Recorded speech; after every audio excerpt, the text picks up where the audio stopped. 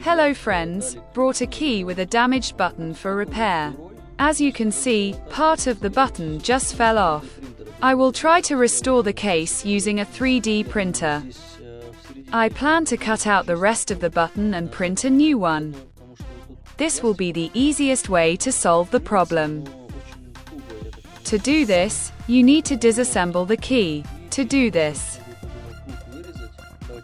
you need to remove the black plug and there are 2 screws.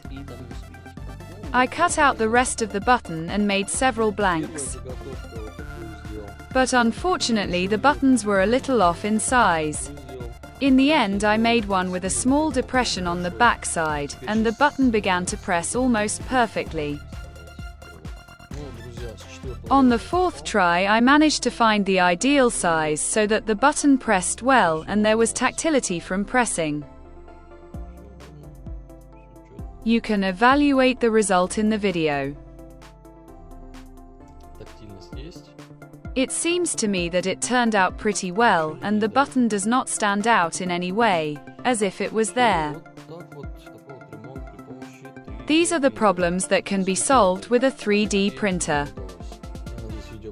Subscribe to the channel and see you in the next videos.